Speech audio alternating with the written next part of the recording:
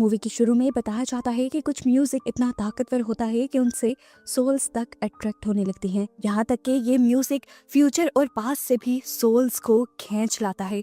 साथ ही साथ evil souls को भी ये अपनी तरफ अट्रैक्ट कर लेता है। फाइनली मूवी के ओपनिंग सीन में हम सैमी नाम के एक जख्मी लड़के को हाथ में गिटार लिए चर्च के अंदर आता देखते हैं, जो बुरी तरह घायल है और चर्च के लोग उसे देखकर परेशान हैं। प्रीस्ट भी उसके लिए प्रे करने लग जाते हैं और सैमी से कहते हैं तुम म्यूजिक छोड़ दो, इस वक्त जो शैतानी ताकतें तुम्हारे पीछे है तुम्हें छोड़ देंगी। असल में इस टाइम सैमी के साथ हुआ क्या था ये जानने के लिए कहानी एक दिन पीछे जाती है। सैमी को गिटार हाथ में लिए म्यूजिशियंस के साथ दिखाया जाता है। इनका बैंड ब्लू म्यूजिक बनाता है। इस म्यूजिक या सॉन्ग में सभी इमोशनल लिरिक्स होते हैं, जिनके इमोशंस को अच्छे से समझने के लिए म्यूजिक ऐसा बनाया जाता है कि लोग तो क्या सोल्स भी इनमें खोने लग जाती हैं। सैमी के डैड को उसका ये पैशन बिल्कुल पसंद नहीं और पता चलता है सैमी के डैड कोई और नहीं बल्कि पहले सीन में दिखाए जाने वाले चर्च के प्रीस्ट ही हैं। नेक्स्ट सीन में हम दो भाइयों को देखते हैं जिनका नाम स्मोक और स्टैक है। इनके पास बहुत ज्यादा पैसा है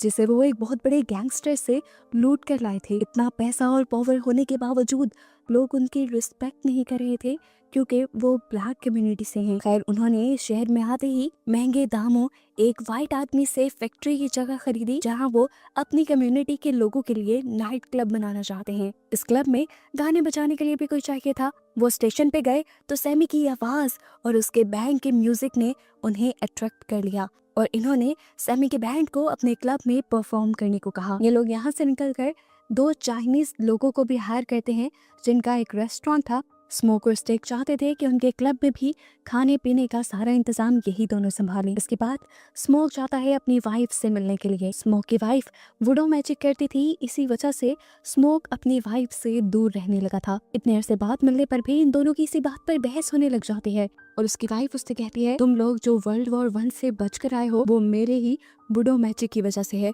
ये सुनकर स्मोक कहता है अच्छा अगर इतना ही पावरफुल था तुम्हारा मैजिक तो हमारी बेटी क्यों नहीं बच पाई। इस बात से स्मोक की वाइफ खामोश हो जाती है, लेकिन वो देखती है कि स्मोक ने अभी भी उसका दिया हुआ एक पेंडेंट पहना हुआ था, इसी वजह से वो उसे प्यार करती है। अब सीन कट होता है और हमें एक जख्मी अजीब आदमी को दिखाया जाता है। उसकी हालत ऐसी थी मानो वो किसी के जुल्म से बच कर आया हो। वो एक कपल के घर में छुप जाता है और थोड़ी ही देर बाद उस कपल के घर पे कुछ वैम्पायर हंटर्स आते हैं, लेकिन वो कपल उस आदमी को बचाने के लिए वैम्पायर हंटर्स से झूठ बोल देता है कि हमारे घर कोई भी नहीं आया। वैम्पायर हंटर्स के जाने के बाद वो आदमी जो इनके घर आया था वो लड़के के ऊपर हमला कर देता है और उसका कुछ खून भी पी लेता है, जिसके बाद हमें पता चला कि वो लड़का भी वैम्पायर बन चुका था और उसकी वाइफ उसे देखकर जोर से चिल्लाती है और सीन ये यहीं पर कट हो जाता है। सीन कट होकर अब हमें दोबारा स्मोक और स्टैक को दिखाया जाता है जिनका नाइट क्लब अब पूरी तरह से डेकोर हो चुका है, बन चुका है और आज उनकी ओपनिंग नाइट है। स्मोक अपनी चीजों को लेकर बहुत ज्यादा स्ट्रिक्ट था और उसने अपने गार्ड से भी कह दिया था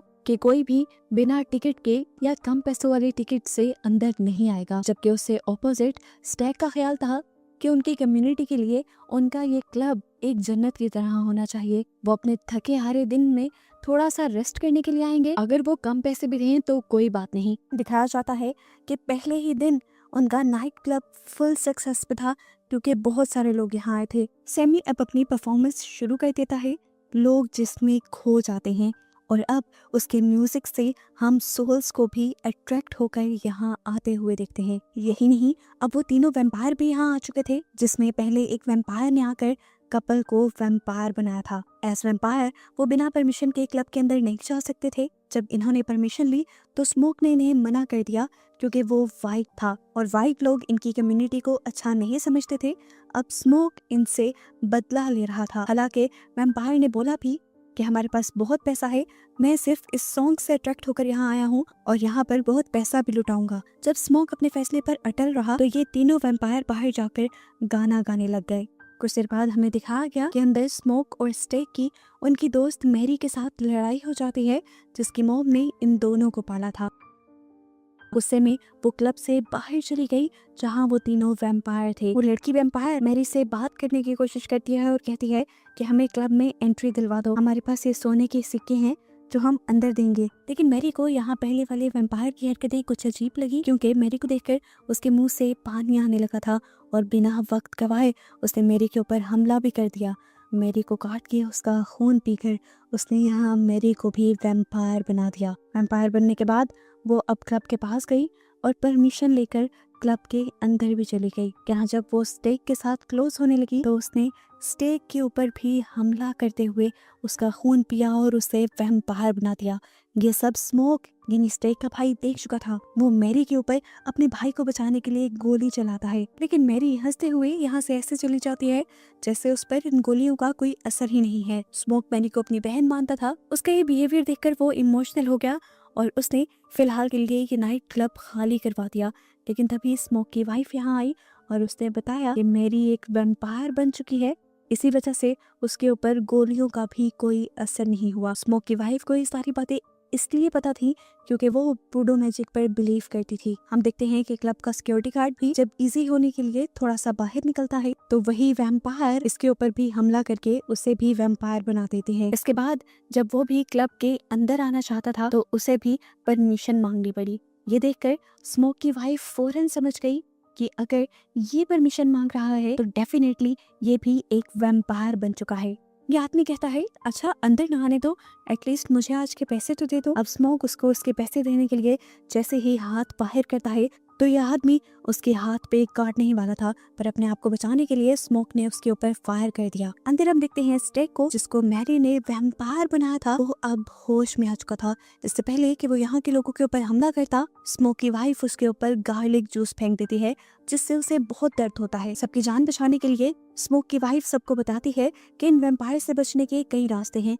अपने आप से दूर करने के लिए इनके ऊपर गार्लिक जूस फेंका जा सकता है या गार्लिक का इस्तेमाल किया जा सकता है। इसके अलावा अगर इन्हें मारना हो तो सिर्फ सिल्वर या फिर लकड़ी से इनको मारा जा सकता है। और हाँ, अगर कोई इंसान परमिशन लेकर तुम्हारी बिल्डिंग में आने की कोशिश करे तो उसे फौरन मना कर दो, क्योंकि इंसान बिना परमिशन के किसी भी बिल्डिंग में आ जा सकते हैं लेकिन वैम्पायर्स नहीं।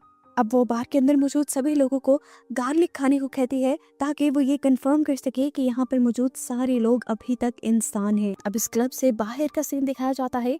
जितने भी लोग इस क्लब में आए थे स्मोक ने उनको तो बाहर निकाल दिया था, लेकिन बाहर जाकर वैम्पायर्स ने उनके ऊपर हमला कर दिया। काफी सारे लोग जब वैम्पायर्स में बदले तो उन्होंने अपने ही जैसे दूसरे लोगों पर हमला करके सभी लोग तकरीबन यहाँ पर इस तरह वैम्पायर्स में बदल गए और अब ये वैम्पायर्स मिलकर एक अपने ही पार्टी कर रहे थे। यहाँ तक कि ये लोग इंतजार भी कर रहे थे कि क्लब में बचे हुए इंसान कब बाहर निकले और कब ये लोग उनके ऊपर टूट पड़े। स्मोक की वाइफ कहती है कि इन वैम्पायर्स से बचने के लिए हम पूरी रात इसी बिल्डिंग में रहेंगे।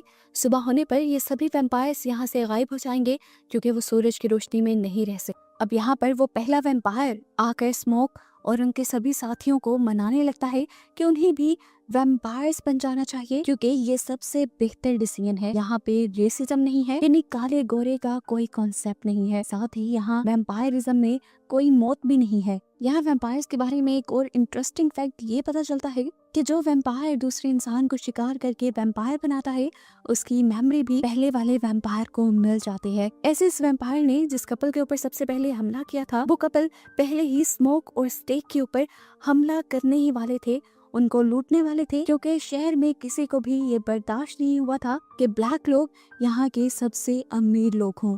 वो इनसे कहता है देखो इंसान तुम्हारी तरक्की वैसे भी बर्दाश्त नहीं कर सकते तो क्यों ना तुम वैम्पायर ही बन जाओ। एंड पे आकर वो वैम्पायर कह ही देता है अच्छा तुम सब नहीं तो हमें सैमी दे दो, क्योंकि सैमी के म्यूजिक में वो ताकत है जो यहाँ पर पास्ट और प्रेजेंट की सोल्स को भी बुला लें।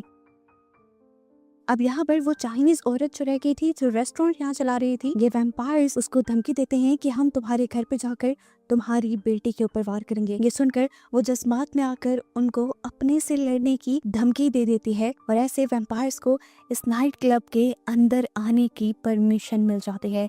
अब वैम्पायर्स आते ही इन सारे इंसानों के ऊपर हमला कर देते हैं। वैम्पायर्स के इस हमले में स्मोक की वाइफ, वो लेडी जिसने इन वैम्पायर्स को चैलेंज दिया था, और सैमी के बैंड का एक मेंबर जिसने ब्लू म्यूजिक सैमी को सिखाया था, वो तीनों ही मारे जाते हैं। सबसे ज्यादा इमोशनल मौत यहाँ पर स्मोक की वाइफ की थी, क्योंकि स्मोक ने अपनी वाइफ को खुद मारा था। स्मोक के भाई ने यानी स्टैक ने उसकी वाइफ के ऊपर हमला कर दिया था। वो उसे वैम्पायर बनाने लगा था।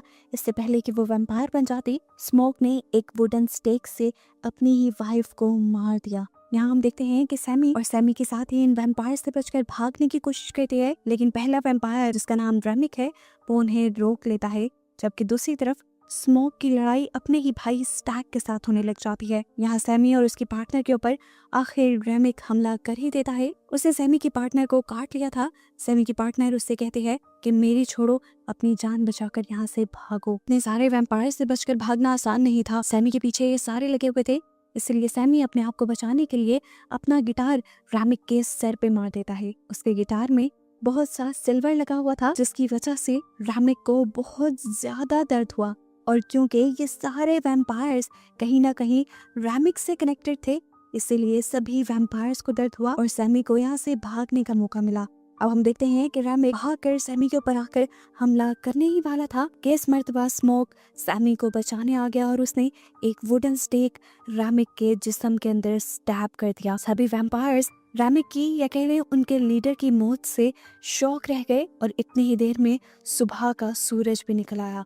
इन सारे नए नए वैम्पायर्स को ये पता ही नहीं था कि सुबह होने से पहले इन्हें कहीं छुपना भी है, इसलिए सूरज की रोशनी पड़ते ही ये खुद ब खुद जल गए। इसके बाद स्मोक सैमी को जल्दी से यहाँ से भाग जाने को कहता है, क्योंकि वो जानता था कि जिस गैंगस्टर के पैसे वो मूवी की शुरुआत में लूट कर आया था, उसके लोग जरूर उसके ऊपर हमला करने के लिए आएंगे। ठीक ऐसा ही हुआ। यहाँ पर बहुत से लोग उसे पकड़ने के लिए आ गए, जिनके साथ स्मोक ने अकेले ही अपनी गन से फाइट की और उन सबको मार गिराया। लेकिन जवाब में वो दूसरे लोग भी फायरिंग कर रहे थे, जिनकी गोलियों से स्मोक बहुत ज्यादा जख्मी हुआ था। वो अपनी आखिरी सांसें ले रहा था, जिसमें दिखाया जाता है कि वो अपनी वाइफ और बेटी को भी याद करता है और ऐसे ही वो दम तोड़ देता है। अब हम सैमी को देखते हैं, जो हाथ में गिटार का सर लिए चर्च के अंदर आया है, यानी ये मूवी का स्टार्टिंग सीन है। यहाँ पर हमने पहले भी देखा था कि सैमी के डैड जो कि प्रीस्ट हैं, वो उससे म्यूजिक छोड़कर प्रे करने की बात कहते हैं, लेकिन सैमी ऐसा नहीं करता और वो गिटार का हेड लिए यहाँ से चला जाता है। इसके बाद मूवी के पोस्ट क्रेडिट सीन में हमें 60 साल बाद का वक्त दिखाया जाता है और हम बूढ़े सैमी को देखते हैं, जो आज तक वो ब्लू म्यूजिक बनाता है। सैमी गाना गा रहा था और बस यही दिखाते हुए ये मूवी यहाँ खत्म हो जाती है।